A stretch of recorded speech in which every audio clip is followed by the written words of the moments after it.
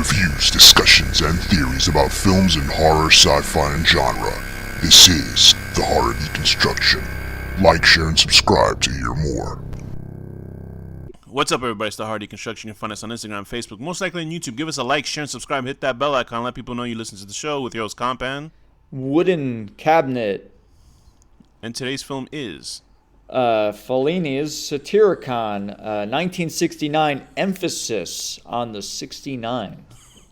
Fellini's Satyricon, original title, Fellini's Satyricon. I was like doing Italian. That was like an Irish Italian. Yeah. 1969, a series of disjointed mythical tales set in 1st century Rome, directed by Federico Fellini, written by Petronius, Federico Fellini, Bernardino Zapponi, starring Martin Potter, Hiram Keller, and Max Bourne. Well, just to say what's funny about Max that Bourne sounds like an action hero. That they that sounds like the first a prequel. You know when they make the first action movie, and then they it's make the like, Bourne it was called Identity Max guy or whatever. Yeah, no, it was like Max Action, and the second movie was like Max Bourne. And they're like, oh wow, this is great. Anyway, but the reason why they Fellini, they said, why did they cast? Because these are foreigners. I guess they weren't like Italian actors. Oh, okay. He said Fellini said because there are no homosexual Italian actors. Anyway, Really? Danny, why did you pick Fellini Satyricon, 1969? Because, I mean, it's not a horror movie, but it's horror adjacent. Well, I'm sure for many conservatives, it's a horror movie. That's true. For people who enjoy life. They'll learn within the first 3 minutes, like, wow, look at these two nice guys. And they start praying to God and stuff. Anyway, but so you picked it because why? Because it's horror movie adjacent, I would say. A phantasmagoria. I feel like if you are into horror movies, like you would like this movie because it's just amazing. So Danny's been on a Criterion kick for some reason. The last one was The Devil, and this one, and I felt like a true plebeian watching these movies. And I feel like I'm a very art house guy. And I watched these, and I'm like, boy, I guess I must be a surface level buffoon because I was just like, well, I appreciate it, but I'm fragmented and hard to follow. But so is the book. I mean, it's based on the book. That's fragmented. Yeah. So did you get to read the actual book, the Satyricon? No. So how the hell do you know? I'm stupid. I'm so stupid. I didn't even realize it was based on a book until I started reading for this episode. But like, I've seen the movie a bunch of times, but like, I never like knew it was based on anything, so I'm stupid. Yeah, I'm stupid. So this movie follows Martin Poulter as Enculpio. He looks like a Army Hammer type, but without eating people. There's Hiram Keller, who's a Silta, who's an asshole. Is that real? Did he really? I don't know what. It's very strange because you know how the internet picks and chooses. I mean, his name is people? already like he's doomed already. Like. Yeah, I mean, like the guy got to start out of David Fincher, and he's a pretty good actor. You know what I mean? And then like I don't know the details. All I know is that Army Hammer is that he's a real like pervert, which is fine. I think everybody's a pervert, but I think that he cannibalism isn't exactly perverted, more as demented. But yeah. Yeah. So apparently he was like he was telling women that he wanted to eat them. I don't know if he ever did any physical Maybe he meant violence. Eat out, and they took it the wrong way. But apparently, like I don't know if he's done anything. I don't know if he's bruised. I can't speculate on that. But like he got in trouble for basically saying that he wanted to eat people, which is fair enough. But it's so funny because it's just like, oh please, like if he ate somebody, then I'm like okay, because there's like fucking But I don't know what he did. But who gives a rat's ass? He's over. I think he sells real estate now. Then there's also Max Bourne as Guitone, who's I don't know, the boyfriend or girlfriend, because they call him a wife throughout the whole movie. Well, he's a teenager. He's supposed to be like 15 or something. He has such a unique face that I was like disturbed looking at because he looks like a doll because he has no expression on his face. Yeah. And he, like watching him, he looks like most of the people in this movie are like made up to look scary. Like but Guitone, like I couldn't look at his face in the movie because it creeped me out. Yeah. Not that he's like an ugly guy or anything. It was just that he's like a little sex puppet. Basically. He's like right, and he reminded me of like he looked like they deep faked Cher's face on a person. You know, like you know when Cher came out with "You Believe, Do You Believe?" Like it looked like they just warped her face onto his, and I was just like, oh, I had to. Even when he like the one time he talks, he sounds so scary. He's like, yeah. What is it? What's the guy's name? The other guy? Asilto? The asshole friend? Asilto, yeah. He says, Asilto, or whatever when he chooses him. Like, and it's like, what the fuck is this? It's like, that's really scary. Also, why is he friends with? Why is Encolpius friends with Asiltus? He's just an asshole. Sometimes I mean, like, there are plenty of movies. He's throwing fucking sand at him. He's like hitting him. He steals his lover. Like, what the fuck? There's so many movies in this world where like people are friends with the biggest creeps, and you're just like, who the fuck would be friends? And they're assholes because I guess they have to be over the top for film to really know that a character's an asshole. Yeah, I agree. I'm like, I wouldn't be friends with these. I'm not friends with people who just like said something goofy to me once. You know what I mean? It's just like, why would I be friends with people like this? So it's just like, please. There's a whole movie about this. Please. There was a movie, I forgot what it's called. It's about these two running buddies, and this guy just keeps fucking every wife of his best friend, and the guy just keeps going back to him being his friend. I was like, who does that? Like, but I'm sure there's people like that. You know what I mean? There's people who just like are friends with like. It's just like a drug addiction. You know what I mean? Like you just can't stop being addicted to being friends with somebody. Masochism or something. Anyway, so back to Fellini's Satyricon. Boy, this is a pretty progressive movie for the '60s. Like, it seems like it was all about like free loving and stuff, right? drugs and but really I mean, captures like that, I think. I'm surprised that they didn't turn what is the little boyfriend Gattone into a woman in this movie, because people in the '60s, like, what is an Italian film, so at least they weren't bullshitting around. You know what I mean? They just made the film itself, because in America it seems like films were actually freer in the '60s and '70s. And now that, religious people have gotten more ground, now it's more like, oh my God, we can't see this. What if my 5-year-old son sees Satyricon? You're right. The kid would even know what the fuck the movie is about. We have to ban everything because my 5-year-old might watch it. But give him guns so he can take to school. That's fine. But anyway, bulletproof backpack. Yes. Wait a minute. Let him get to school early. He has to have 10-minute rehearsal of how to outrun a school shooter. So why don't we get into what this movie's about? Because like I was heavily so I've never read the book, but apparently it's missing large sections, which is the reason that this movie is so all over the place. Yeah, it seems like they rearranged a couple things too. Yeah. I'm sure he took a lot of liberties. But, okay, so it starts with, what the fuck is it? Their names are so complicated. Encolpius, his asshole friend takes his little boy lover and sells him to an actor. So now he has to go get him back. That's the first story. And then what the fuck happens? And then he rescues him and... He rescues him from a troupe of actors, and there's a guy who has this pig mask who maybe he was the. And that main actor guy, that old dude, is such an asshole. You know, it'd be funny if in Greece, that guy was he wore a pig mask because he was originally in the Greek version of Slipknot. You see them coming out. I don't know why I just made that joke, but yeah. So this guy is running a troupe. He comes in with farting sound effects and a fart that makes his tail raise because he's dressed as a pig. This movie, I'm sure, heavily is allegorical type of film. I don't know of what. I don't know if it's like allegorical or it's just art house. It's obviously very clearly art house film because. You're right. You walk around, you'll see fucking characters that just stare at the screen for no reason. I wonder if because creepily. Everybody says all the orgies and all that type of shit is the reason that the downfall of the Roman Empire and all that. Yeah, that's very I wonder if Fellini was being judgmental about the '60s and saying. Do you think so? Yeah. The same thing. I don't know. Okay. Oh, well, yeah, that could be the case. Maybe he's saying, all these people doing drugs and having orgies and going to Woodstock is just like the fall of... I don't know, maybe. I was watching something called Trailers from Hell. They also have a podcast called The Movies That Made You. But Trailers from Hell, they'll get, famous directors to discuss a movie while its trailer is playing. And they had Helicopter Man, John Landis. I picture, if there was a Mega Man game... I love how you always refer to that. I have to. If there was, if there was a Mega Man game and he's called Helicopter Man, and he just and it's just you're standing there and he just makes helicopters dive out of the sky at you. I was gonna say something even worse, but I feel bad for those kids. So This is a very, very. It's funny because it's like a classy gay movie. Do you know what I mean? As opposed to as like a. Well, everybody just has sex with everyone.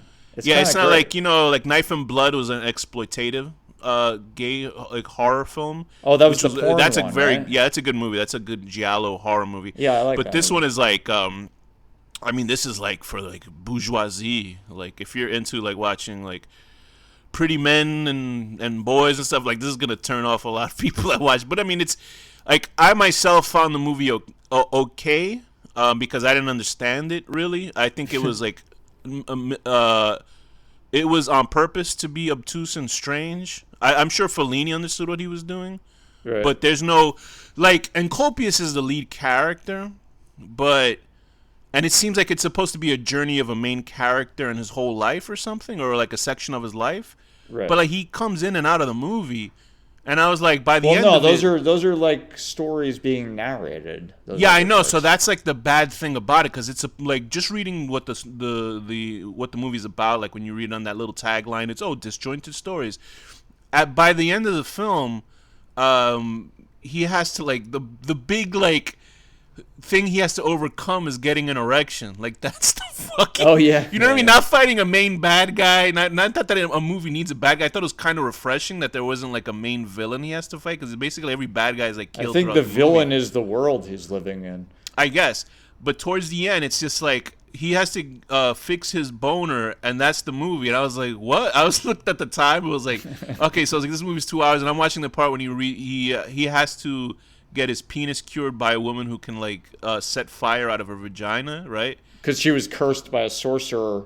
Basically, it's the story of an incel who couldn't get laid, so he cursed a woman to make fire out of her vagina. Yeah. And the funny thing is like he has sex. I thought he was he couldn't get a boner because he was just not attracted to women. You know, I thought he was just, No, attracted to he has guys. sex with the former slave lady in that gallery in an orgy with his horrible best friend. She was hot, bro. She was super Oh hot. my god, she was super hot. No, the Sorry. thing is, and Not this to be, is historically true. Like everybody just had sex with everybody. No one cared. Yeah. Well, it sounds like fun, a good time. It's kind of nice. I mean, It does, I would have massive orgies with Nowadays everyone. you get HIV, chlamydia, monkeypox. You got Well, a whole they got bunch all of that shit then too. I'm sure. Yeah, well, that's not true. That's HIV, probably why but, people- like they had syphilis and stuff. You know. That's why people dropped dead so early back then. So the they whole lived their story, lives, and that's as they say, the movie is a phantasmagoria, which I think is like a coded word for like a trippy horror movie. Okay. It is very much. I can say it is a horror movie because it does seem. For some reason, it seemed like hell to me. Yeah, like, it feels like hell for sure. It feels like like a Dantes Inferno type of hell, where it's just weird shit going on and like. Especially where he's from before the earthquake happened. Yeah, I think Like the when they're biggest walking set, through that brothel and shit. Like it's Right. just like, what is happening here? the biggest set piece throughout the whole film is one of their Roman lords. I think it's Mario Romagnoli. He's playing Trimalsion. He's like one of those. He's the guy that like had his own funeral played out and just killed himself at the funeral. You know, the old guy. Yeah. Because there's a giant set piece of like a bacchanal, like just people partying and having sex, and boy, you can't understand how disgusted I was when they brought out that half-cooked pig and they cut it open and all the food fell out. Yeah. I was just so disgusted by it. I was like, jeez.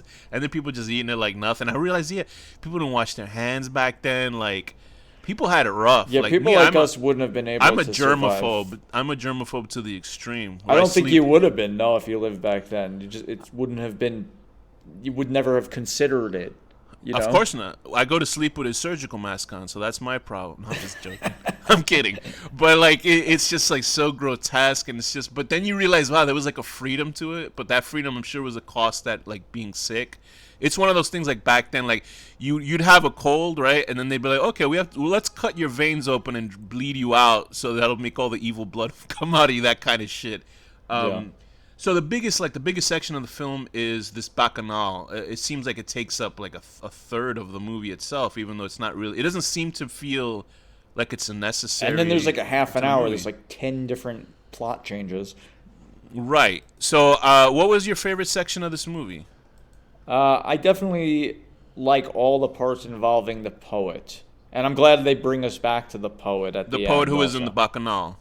Yeah, the poet that they're beating because he says the other guy's ripping off. No, the good poet, the one that like bestows the spirit of poetry on Encolpius or whatever. Yeah, that's the same guy at the end, right? He dies, and they want him to eat his body. ended up being a sellout, which is pretty funny. So I'm sure there's some sort of meaning to that, where it was like a righteous, virtuous poet. By the end became like, I don't know how he sold out. I don't know how they explained it, but he was just rich, and he was like a fucking like, hell, listen, we would sell out the Hardy Construction in a second if they're like, imagine if they rich, maybe Marvel was like, listen, you just got to review Marvel movies. They come out every 5 seconds. Okay. Oh my God, Captain America 5, the best movie ever. Oh my God, you'll love it. It's the greatest. What's it about? Yeah, whatever. It's great. We'll just keep doing that. It's the best. To me, I think the most interesting part is obviously the Bacchanal scene. The whole like, I liked how it was funny because we had to watch this movie because that's the whole, whole like second, third when he goes and him sitting around with all these people, all the rich fucks. Whatever the fuck they're talking about. I don't know what anybody's talking about. That's after he was kidnapped on the boat by the slaves that wanted. No, this is before that. This is before that. Yeah, this is before he gets kidnapped. I don't even know how he got kidnapped. I don't understand what happened. I think it's because the guy died, right? Trimalsion? He woke up and there were slaves. Yeah, it just happens. It's weird because he doesn't explain it. Yeah, because I assume when Trimalsion died, I'm sorry if I'm mispronouncing that guy's name, he's dead, and I think what happens is like an ancient Greek. Yeah, you can see a skeleton rise out of a Grecian grave and like point his finger towards the west where I am. Yeah, so I think once like a leader is dead, because they do that with the what the hell is this guy? What's that guy's name? Caesar. Caesar. When that other Caesar dies, they just start like whichever Caesar's in charge, they kill him or he dies. Everybody starts like roaming in and they start trying to take over. That's why I did like that one scene though. Like it seems like they just put out of nowhere. It was a scene of like, I guess, a nice type of a Caesar guy, like a nice leader. Once Caesar died, he must have been like one of his underlings, but he seemed to be a more nice guy because he freed his slaves, and then he and his wife commit suicide. To me, that was the only scene in this movie that was like nice. And that it didn't feel like you were like watching hell. Yeah, it didn't feel like chaos. It felt like nice because I was like, oh, why is this guy got to die? Like, but I can't imagine slashing my wrists. What's your least favorite story within the thing? I know what mine is. You go first because I kind of have to think. The whole like that weird sex lady that's like tied up, and the asshole friend Asiltis is like eating her out or whatever, and then they have like this weird hermaphrodite creature, and the creature dies in the when they're dragging him out in the desert. Yeah. Okay. Yeah. Like I just didn't see the point of that whole thing, but maybe I'm stupid. I don't know. I think it was just them trying to break banks because I think those three. We are jumping around reviewing this movie. Well, that's like what the movie is anyway, so it doesn't matter. Yeah, I think the worst. I think the worst story for me is the last one when he's trying to get his boner, because I felt like for a movie to end on this note, which doesn't make anything. At least, I mean, you laugh, but that's what it is. I only liked it because they killed Asiltos at the end. For some reason, he was fighting that boatman. I don't know whether he killed the boatman, but he himself certainly got killed himself. Right. But yeah, like. I mean, I didn't think I would have anything to say about this movie, but I actually feel like I got a couple things to talk about this movie. Just by I like the Minotaur scene. Yeah, the Minotaur scene is great. I wish the Minotaur head looked a little cooler, but anyway, obviously I don't know how old the story of the Minotaur is, but obviously everybody knows at least the idea of what the Minotaur is. You're supposed to like kill this Minotaur who's been, terrorizing a city, and you go into a labyrinth. Yeah, right, a labyrinth. I love that word, labyrinth, for some reason. You go into this labyrinth. Good movie too. Yeah, but for some reason, I've never seen it, but I heard it's good. But for some reason, he uses his mind to show that he's a smart guy to kind of convince the Minotaur that he's. And the Minotaur's a nice guy. He just takes his mask off and goes, oh, now we're friends. I was like, okay, this is the first time I've seen like a Minotaur film like that. But and then immediately following, he tries to have sex with some woman, and that's it. Imagine you're trying to have sex with somebody as there's all these weird fucking laughing people watching, and then she's like so misunderstanding about the about not being able to get a boner. Like, who could get a boner in that Personally, scene? though, I think just knowing you, I think you'd be fine with it. I know you. I think you'd be fine. I might be able to do some kind of mind trick and like not pay attention. I did like That's that. possible. One of the cures for getting an erection was having multiple women whip you on the ass or like hit you on the ass with sticks. Right. I don't understand how that works. Maybe if they would have stuck. I love the soundtrack of this movie too. I have to say, yeah, it's good. Great. It's good. I think if they had put the sticks up his ass, the male prostate, the G spot for men, right. I think that probably would have worked. Just I would have fucking loved to be that poet though. Imagine just like laying around like with all these hot women, just whipping your butt and stuff all day. That'd be great. That's the dream of all artists. They just want to be the person. I just want to everybody worships you. I just want to have an orgy of people all the time. Being an artist is basically just having ego, which we want people to like us for what we produce out of thin air. But it's fine, what can you? There's plenty of people. There's people who, they put up black garbage bags on walls and they get gallery shows. So. Or they type a prompt into an AI. Yeah. or here's another thing. I remember at a time there was a guy who he took people's Instagram posts. Oh, and I remember that story. And that was the Suicide Girl controversy, right? I don't know what about that, but he would change the captions and he would sell the pieces, and people couldn't sue him because apparently it was which to me is utterly bizarre. There was a guy who another one. That's like the kind of thing where it's like if it wasn't illegal or you weren't worried about getting caught, like you would go to that person's house and just like deal with them. Right. If there was my Instagram, because if someone did that to my artwork, I would show up on opening night and I would put his head through the fucking canvas. That's what I would do. And that would be the fucking art. And that would be an art piece. There's a great book that everybody should read that I love. It's about the art scene and all like the obnoxious people. It's called Chinese Takeout.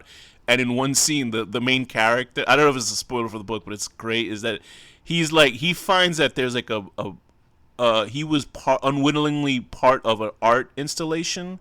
So he took a photo of it. So then he goes into the gallery and breaks the piece of art. And then he becomes famous because then they think that's him doing art. So it's like funny.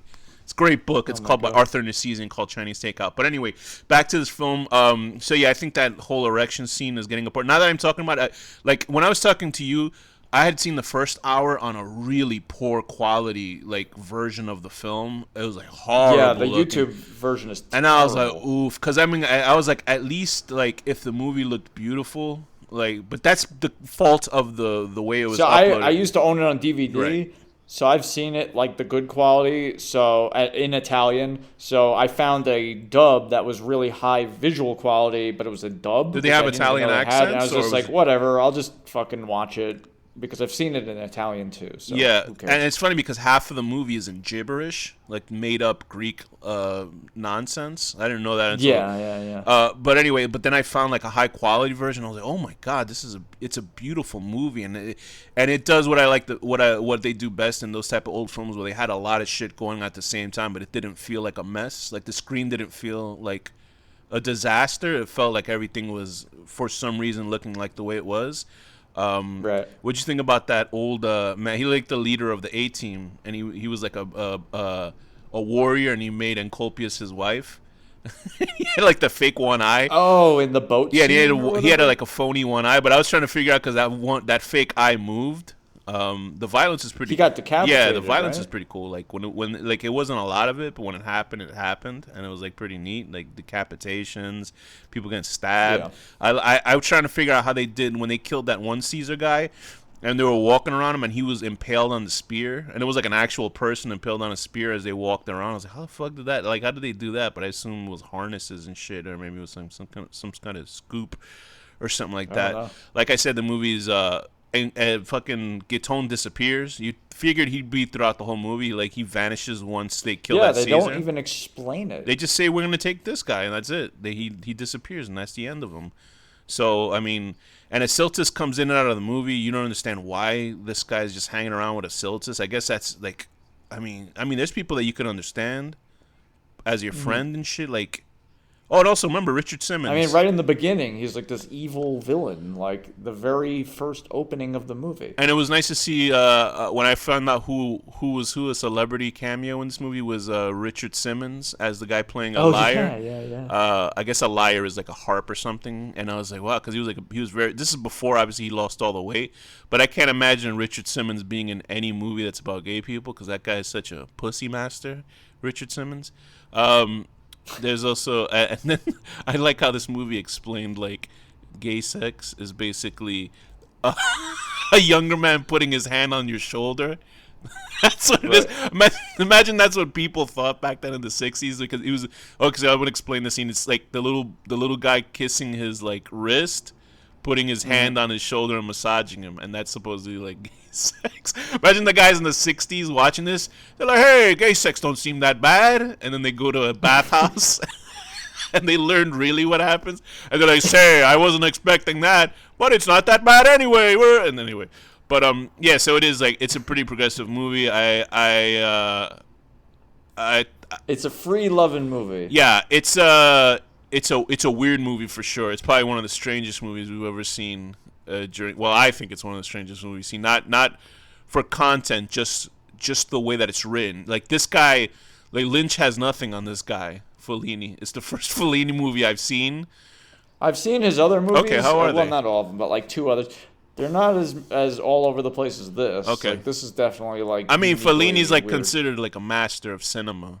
So yeah, and at least with when we saw The Devil, I'd seen The Possession, which I really liked, and I thought The Devil was fine, but obviously I thought Possession was a little better because it was I can't say Possession had a clear narrative also, but at least I knew what was going on. Yeah, Possession's great. So this is a film that does not have a clear narrative to it, as in what's supposed to be going on. Because things sort of just happen for no reason, but that it's cinema, so you can't really be like, oh, why didn't this? It's just you're following an artist's vision.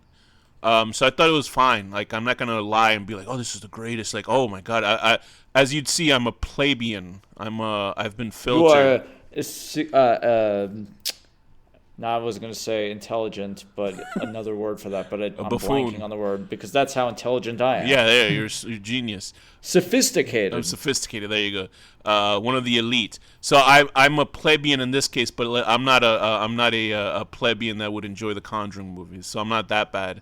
Just kidding. If you like the Conjuring movies, I did like the fact that they explained what the phrasing hermaphrodite is, which is Hermes and Aphrodite together. So I know Aphrodite is like supposed to be like a love god, isn't it? But I forgot what Hermes is. But anyway, yeah. So I have nothing else to add to this. Was there anything that you want to add to? Hermes the name of the dude from Futurama, or am I? Yeah, it is. It is. Right okay. Yeah. So is there anything else you want to add about this? Super everyone negatives? Everyone should watch this. Yeah. No. At least once. There's no negatives. It's worth watching. So what rating would you give Fellini Satyricon, 1969? I give this movie a 9 out of 10. You really liked it. You never really said why you really liked it, though. Because it's just, like, beautiful art. It is. And it taps into, like, just chaos energy. I love it. And it's a cool story. I give it a 9 out of 10.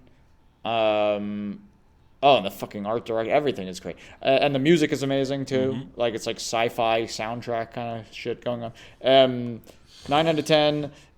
Killing a weird old lady penis hermaphrodite by putting it in the sun. Yeah, that's true. I felt bad for that kid. It was so funny because just imagine they dressed up a young boy. It reminded me of like Akira. Those are like people. Yeah, the kids with the psychic powers that were aged beyond their. Yeah. But what's funny is that they put. I was trying to see what like the kid was like. I thought it was like, okay, that must be a little girl, but then it was like a boy with big giant fake tits on him. That's the funny. That's the funny part about it. In Italy, they're really free about letting their kids be in movies like that. But then again, if you think about American like beauty contests, they have them in fucking short shorts and these like 9-year-old girls. That's so fucking creepy. Hermes is god of boundaries, roads and travelers, thieves, athletes, shepherds, commerce, speed, cunning, wit and sleep, psychopomp and divine messenger. So fucking everything. Holy shit. I guess so. I feel like he should have a Nike check around his legs or some shit like that. So I would give this movie, and I'm sorry, Danny, I give it a 6.5. No, actually, I'll give it a 7. God. I'm sorry, I'm a stupid ass. I'll give it a 7 out of 10. I'm not smart. I just appreciate art. I gave it a 7 out of 10, but as a film, as a horror movie, as a film, obviously. Oh, as a horror movie, as a horror movie. I mean, rating. as a movie itself, it's quite possibly like an 8 or a 9. But I can't like willfully say, I can't willfully say that I'm an Aphrodite is the goddess of love, beauty, and sexuality. As a movie itself, it's obviously a 9 because it is a classic and it's actually a very beautiful looking film, even if it doesn't make any sense. We've seen plenty of movies that make no sense. But as a 7 out of 10 as a horror film, I give it a 7 out of 10.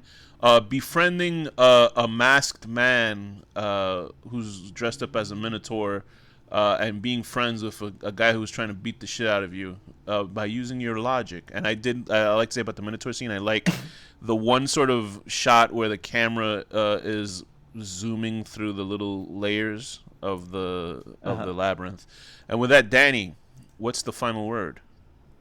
Losing my penis power and restoring it.